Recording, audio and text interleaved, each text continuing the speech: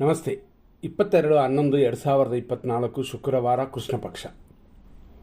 ಇವತ್ತು ಸಪ್ತಮಿ ತಿಥಿ, ಆಶ್ಲೇಷ ನಕ್ಷತ್ರ. ಇವತ್ತಿನ ದಿನ ಪೂರ್ತಿ ಅಶುಭ ದಿನ, ಮರಣಯೋಗ, ಚಂಚಲ. ಆದ್ದರಿಂದಾಗಿ ಈ ದಿನದಲ್ಲಿ ಯಾವ ಮುಹೂರ್ತ ಕಾರ್ಯಗಳು, ಶುಭ ಕಾರ್ಯಗಳು ಇಲ್ಲ. ಸಪ್ತಮಿ ಅನ್ನುವ ತಿಥಿ ಸಂಜೆ 6:07:55 ಆಮೇಲೆ ಬರುವಂಥದ್ದು ಅಷ್ಟಮಿ. ಆಶ್ಲೇಷ ನಕ್ಷತ್ರ ಸಂಜೆ 5:09:40 ಆಮೇಲೆ ಮಕ ನಕ್ಷತ್ರ. ಆಶ್ಲೇಷ, ಮಕ ಈ ಎರಡು ನಕ್ಷತ್ರವು ಇವತ್ತು ದೋಷ ಕೊಡುತ್ತದೆ. ಆದ್ದರಿಂದಾಗಿ ಶುಭ ದಿನವಲ್ಲ. ಇವತ್ತಿನ ಸೂರ್ಯೋದಯ 6:22, ಸೂರ್ಯ ಅಸ್ತಮಾನ ಸಂಜೆ 5:50. ಅಷ್ಟಮಿ ತಿಥಿಯೂ ಕೂಡ ಇವತ್ತಿದೆ. ಹಂಗಾಗಿ ಮುಹೂರ್ತ ಕಾರ್ಯಗಳು, ಶುಭ ಕಾರ್ಯಗಳಿಲ್ಲ. ಆದರೆ ಎಮರ್ಜೆನ್ಸಿಗೆ ಆಸ್ಪತ್ರೆ ಮತ್ತು ಕೋರ್ಟ್ ವಿಷಯಗಳು, ಸರ್ಕಾರ ಸಂಬಂಧಪಡುವ ವಿಷಯಗಳು, ಇದಕ್ಕೆ ಹೋಗಲೇಬೇಕು. ಅದಕ್ಕೂ ಅಂತ ನಾವು 100% ಒಳ್ಳೆಯ ಟೈಮ್ಗಳನ್ನ ಕೊಡ್ತೀವಿ. ಅದರಲ್ಲಿ ಮಾಡಿ, ಎಮರ್ಜೆನ್ಸಿ ಮಾತ್ರ. ಇಲ್ಲ ಅಂತಂದರೆ ಈ ದಿನ ಯಾರಿಗೂ ಇಲ್ಲ. ಇವತ್ತಿನ ತಿಥಿ ಪ್ರಕಾರ ನಾವು ಹೇಳಿದಂತೆ ಸಪ್ತಮಿ ಆದ ನಂತರ, ಅಂದರೆ ಸಂಜೆ 6:07 ಮೇಲೆ ಅಷ್ಟಮಿ ಬರುತ್ತದೆ. ಅಷ್ಟಮಿಯಲ್ಲಿ ಮುಹೂರ್ತ ಕಾರ್ಯಗಳು ಖಂಡಿತವಾಗಿಲ್ಲ. ಅದರ ಜೊತೆ ನಕ್ಷತ್ರವು ಸರಿಯಾಗಿಲ್ಲ. ಈ ರೀತಿಯಾದ ಇವತ್ತಿನ ದಿನದಲ್ಲಿ 6:22 10:42 AM ಆಶ್ಲೇಷ ನಕ್ಷತ್ರ 3ನೇ ಪಾದ. 10:42 ಮೇಲೆ ಸಂಜೆ 5:10 ಆಶ್ಲೇಷ ನಕ್ಷತ್ರ 4ನೇ ಪಾದ. ಸಂಜೆ 5:10 ರಾತ್ರಿ 11:40 ಮಕ ನಕ್ಷತ್ರ 1ನೇ ಪಾದ. ಹಾಗಾಗಿ ಸಂಜೆ 5:10 ಆಶ್ಲೇಷ ನಕ್ಷತ್ರವೇ ಮುಗಿತದೆ. ಕರ್ಕಾಟಕ ರಾಶಿಯೂ ಮುಗಿತದೆ. ಹಾಗಾಗಿ ಬೆಳಗ್ಗೆ 6:22 ಸಂಜೆ 5:10 ಕರ್ಕಾಟಕ ರಾಶಿ, ಆಮೇಲೆ ಸಿಂಹ ರಾಶಿ ಬರುತ್ತದೆ. ಸಂಜೆ 5:10 ರಾತ್ರಿ 11:40 ಮಕ ನಕ್ಷತ್ರ 1ನೇ ಪಾದ. ಆನಂತರ ಬೆಳಗಿನ ಜಾವ 6:14 ಮಕ ನಕ್ಷತ್ರ 2, ಆಮೇಲೆ ಮಕ ನಕ್ಷತ್ರ 3. ಹಾಗಾಗಿ ನಾಳೆಯೂ ಮಕ ನಕ್ಷತ್ರವೇ ಇರುತ್ತದೆ. ನಾಳೆ ಅಂತಂದರೆ 23ನೇ ತಾರೀಕು. 23ನೇ ತಾರೀಕು ಅಂತಂದರೆ ಶನಿವಾರ ಕೃಷ್ಣ ಪಕ್ಷ ಬರುತ್ತದೆ. ಶನಿವಾರ ಅಷ್ಟಮಿ ಇದೆ. ಆದ್ದರಿಂದಾಗಿ ನಾಳೆಯೂ ಮುಹೂರ್ತ ಕಾರ್ಯಗಳಿಲ್ಲ. ಅರೆ ಚಿಕ್ಕ ಚಿಕ್ಕ ಕಾರ್ಯಗಳು ಮಾಡ್ಬೋದು. ಯಾಕೆಂತಂದರೆ ನಾಳೆ ಮಕ ನಕ್ಷತ್ರ, ಅಮೃತ ಮತ್ತು ಧನಪ್ರಾಪ್ತಿ ಇದೆ. ಆದರೂ ಶನಿವಾರ ಅಷ್ಟಮಿ ತಿಥಿ ಕೂಡಿರೋದ್ರಿಂದ ನಾಳೆಯೂ ಮುಹೂರ್ತ ಕಾರ್ಯಗಳು ಯಾವುದೂ ಇಲ್ಲ. ಇನ್ನೇನು ಭಾನುವಾರನೇ.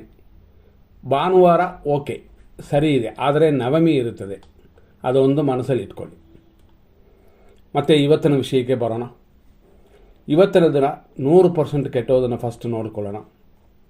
ಅದಕ್ಕೆ ಮುಂಚೆ ಇವತ್ತು ಯಾವ ರಾಶಿ, ಯಾವ ನಕ್ಷತ್ರದವರಿಗೆ ದೋಷ ಅಂತ ನಾವು ನೋಡ್ಕೊಳ್ಳೋಣ. ಇವತ್ತಿನ ದಿನದಲ್ಲಿ 100% ದೋಷವಿರುವಂಥ ಸಮಯಗಳು ಅಂತ ನಾವು ತಿಳ್ಕೊಳ್ಳೋದಾದರೆ, ಹೆಚ್ಚು ಕಮ್ಮಿ ಇವತ್ತು ಚಂದ್ರಾಷ್ಟಮ ಇರೋದು ಧನುರ್ ರಾಶಿಗೆ 6:22 ಸಂಜೆ 5:10. ಆಮೇಲೆ ಬರೋದು ಮಕರ ರಾಶಿಗೆ. ಇವತ್ತು ಜನರಲ್ ಆಗಿ ಪ್ರತಿಯೊಬ್ಬರಿಗೂ 6:18 8:04 AM ನಕ್ಷತ್ರ ವಿಷಘಟಿಕಾ ಕಾಲ. ಹಂಗಾಗಿ ನಕ್ಷತ್ರವೇ ಅಶುಭವಾಗಿರುತ್ತದೆ. ಆದ್ದರಿಂದಾಗಿ ಖಂಡಿತವಾಗಿ ಶುಭ ಕಾರ್ಯಗಳಿಲ್ಲ. ಇದನ್ನು ಸರಿಯಾಗಿ ಮನಸ್ಸಲ್ಲಿ ಇಟ್ಕೊಳ್ಳಿ. ಯಾಕೆಂತಂದರೆ ನಾವು ಹೇಳಿದಂತೆ ನಕ್ಷತ್ರ ಪಾದಗಳು ಒಂದು ಥರ ಇದ್ದರೂ ಕೂಡ ಒಂದು ನಕ್ಷತ್ರ ಎಲ್ಲಿಯವರೆಗೂ ಶುಭವಾಗಿದೆ ಅಂತ ಖಂಡಿತ ನೋಡಲೇಬೇಕು. ಆಶ್ಲೇಷ ಮತ್ತು ಮಕ ನಕ್ಷತ್ರ ಎರಡು ಇವತ್ತು ಅಶುಭವಾಗಿರೋದ್ರಿಂದ ಮುಹೂರ್ತ ಕಾರ್ಯಗಳು ಯಾವುದೂ ಇಲ್ಲ ಅಂತ ನಾವು ಹೇಳಿದ್ವಿ. ನೋಡ್ಕೊಳ್ಳಿ. ಮತ್ತಷ್ಟು ಇನ್ನೂ ಬೇರೆ ವಿಷಯಗಳನ್ನ ನೋಡಬೇಕು ಅಂತಂದರೆ, ಇವತ್ತಿನ ದಿನ ಚೆನ್ನಾಗಿಲ್ಲ ಅಂತ ನಾವು ಹೇಳಿದ ಮೇಲೆ ಖಂಡಿತವಾಗಿಯೂ ಮುಹೂರ್ತ ಕಾರ್ಯಗಳನ್ನ ಪ್ರಾರಂಭ ಮಾಡಬಾರದು. ಆದರೆ ಯಾವತ್ತೋ ಪ್ರಾರಂಭ ಮಾಡಿರೋದನ್ನು ನಡೆಸ್ಕೊಂಡು ಹೋಗೋಕ್ಕೆ ತೊಂದರೆಗಳಿಲ್ಲ. ಬೆಳಗ್ಗೆ 8:10 10:17 ಮೃತ್ಯು, ಅಂದರೆ ಮರಣ ಕಾಲ ಅಂತ. ಇದು ಮುಗಿಯುವಷ್ಟರಲ್ಲಿ 8:39 9:25 ದುರ್ಮುಹೂರ್ತ. ಪರ್ಟಿಕ್ಯುಲರ್ ಆಗಿ ಈ ಸಮಯ ಅಧಿಕವಾದ ದೋಷ ಉಂಟು. 10:40 12:06 ಮಧ್ಯಾಹ್ನದವರೆಗೂ ರಾಹು ಕಾಲ. ಮಧ್ಯಾಹ್ನ 2:58 ಸಂಜೆ 4:24 ಯಮಕಂಡ ಕಾಲ.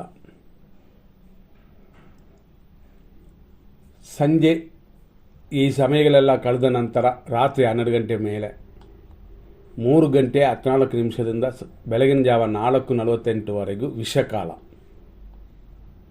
ಆಮೇಲೆ 3:48ರಿಂದ ಅಂದರೆ ಇದು ಇನ್ನೂ ಮುಗಿದ್ರಲ್ಲ ವಿಷಕಾಲ, ಅಲ್ಲಿಂದ 5:54ವರೆಗೂ ಮೃತ್ಯು ಇದೆ. ಆಮೇಲೇನೂ ಅಗ್ನಿ ಇದೆ. ಹಂಗಾಗಿ ಇವತ್ತಿನ ದಿನ ಶುಭಕರವಾಗಿಲ್ಲ. ಇವತ್ತಿನ ಮತ್ತಷ್ಟು ವಿಶೇಷಗಳು ಅಂತ ನಾವು ಹುಡ್ಕಕ್ಕೆ ಹೋದರೆ, ಶುಭ ಸಮಯ ಅಂತಂದರೆ 10:19ರಿಂದ 10:38. ಖಂಡಿತ ಇವತ್ತು ಶುಭವಲ್ಲ, ಆದರೆ ಎಮರ್ಜೆನ್ಸಿಗೆ ಮಾತ್ರನೇ ಈ ಟೈಮ್. 12:08ರಿಂದ ಮಧ್ಯಾಹ್ನ 2:56ವರೆಗೂ ಒಂದು ಟೈಮ್. ಸಂಜೆ 4:26ರಿಂದ ಮಿಡ್ನೈಟು 3 ಗಂಟೆ 12 ನಿಮಿಷದವರೆಗೂ ಒಂದು ಸಮಯ. ಮತ್ತು ಬೆಳಗಿನ ಜಾವ 5:56ನ ಮೇಲೆ ಅಂದರೆ 6 ಗಂಟೆಗೆ ಇನ್ನೊಂದು 4 ನಿಮಿಷ ಇದೆ. ಅಲ್ಲಿಂದ ಸ್ವಲ್ಪ ಶುಭವಾಗಿದೆ. ಆದ್ದರಿಂದಾಗಿ ಇವತ್ತಿನ ದಿನ ಶುಭವಾಗಿ ಇಲ್ಲದೇ ಇರೋದರಿಂದ ಯಾವ ಮುಹೂರ್ತ ಕಾರ್ಯಗಳು ಶುಭ ಕಾರ್ಯಗಳನ್ನು ಮಾಡೋಕ್ಕೆ ಈ ದಿನ ಉಚಿತವಾಗಿಲ್ಲ. ಆದ್ದರಿಂದ ಇವತ್ತು ಎಲ್ಲವನ್ನು ಸ್ವಲ್ಪ ತಡೆ ಮಾಡಿ ನಾಳೆ ಮಾಡೋಣ. ನಾಳೆ ಅಂತಂದರೆ ಶನಿವಾರ, ಅದು ದೋಷ ಇದೆ ಅಂತಂದ್ವಿ.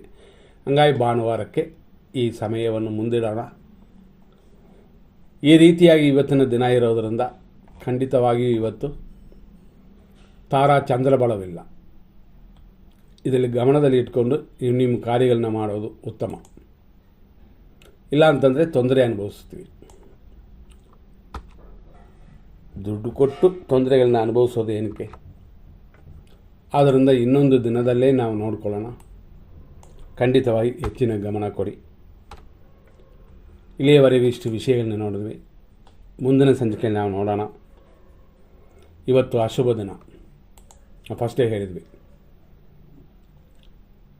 ನಾಳೆ ಪರವಾಗಿಲ್ಲ, ಆದರೂ ಶನಿವಾರ ಅಷ್ಟಮಿ ಇದೆ, ನವಮಿ ಇದೆ, ಆದ್ದರಿಂದ ಶುಭವಲ್ಲ. ಭಾನುವಾರ ಪರವಾಗಿಲ್ಲ, ಆದರೂ ನವಮಿ ಇದೆ, ರಾತ್ರಿ 10-19ವರೆಗೂ. ಇದೆಲ್ಲ ನೋಡ್ಕೊಂಡು ನಿಮ್ಮ ಕಾರ್ಯಗಳನ್ನ ಮಾಡ್ಬೋದು. ಆದರೆ ಅದಕ್ಕಿಂತ 25ನೇ ತಾರೀಕು ಸೋಮವಾರ, ಆ ದಿನ ಶುಭವಾಗಿದೆ. ಆದರೆ ಕರುವ ಚಂದ್ರ ಬಂದಿದೆ, ದಶಮಿಗೆ ಹೋಗಿದ್ದೀವಿ. ಸಪ್ತಮಿ, ಅಷ್ಟಮಿ, ನವಮಿ, ದಶಮಿ ಅಂತ 10ನೇ ದಿನವಾಗಿದೆ. ನೋಡ್ಕೊಂಡು ಮಾಡಿ. ಇಲ್ಲ ಅಂತಂದರೆ ಆಮೇಲೆ ಹೋಗ್ಬೇಕಾಗ್ತದೆ. ಯಾಕೆಂತಂದರೆ ಅಮಾವಾಸ್ಯೆ ಕಳೆದ ನಂತರನೇ ಆಮೇಲೆ ಹುಡುಕುವಂತಾಗುತ್ತದೆ. ಅಮಾವಾಸ್ಯೆಯಲ್ಲಿ ಕಾರ್ಯಗಳನ್ನು ಮಾಡಬಹುದಾ ಅಂದರೆ ಅಮಾವಾಸ್ಯೆ ಕಳೆದ ಮೇಲೆ, ಪ್ರಥಮ ಕಳೆದ ಮೇಲೆ ಆಮೇಲೆ ಶುಭ ಕಾರ್ಯಗಳನ್ನ ಮಾಡಬಹುದು. ಆದ್ದರಿಂದ ಇದನ್ನು ಮನಸ್ಸಲ್ಲಿ ಇಟ್ಕೊಂಡೇ ನಿಮ್ಮ ಕಾರ್ಯಗಳನ್ನ ಮಾಡಿ. ಈ ತಿಂಗಳಲ್ಲಿ ಅಂತಂದರೆ 30ನೇ ತಾರೀಕು ಬೆಳಗ್ಗೆ 10 ಗಂಟೆ 29 ನಿಮಿಷ 58 ಸೆಕೆಂಡು, ಅಂದರೆ ಹೆಚ್ಚು ಕಮ್ಮಿ 10:15 ಅಂತ ಇಟ್ಕೊಳ್ಳಿ. 10:15ವರೆಗೂ ಚತುರ್ದಶಿ ಇದೆ. 10:15 ಮೇಲೆ ಶನಿವಾರ ದಿನ 30ನೇ ತಾರೀಕು ಅಮಾವಾಸ್ಯೆ ಸ್ಟಾರ್ಟ್ ಆಗಿ 1ನೇ ತಾರೀಕು ಭಾನುವಾರದವರೆಗೂ ಅಮಾವಾಸ್ಯೆ ಇದೆ.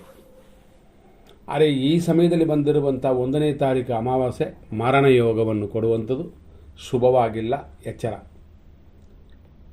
ಹೀಗಾಗಿ ಇಷ್ಟೆಲ್ಲ ನೋಡೋಕ್ಕೆ ಹೋದರೆ 3ನೇ ತಾರೀಕು ಮೇಲೇ ಕೆಲವು ಕಾರ್ಯಗಳು ಆಗುತ್ತದೆ.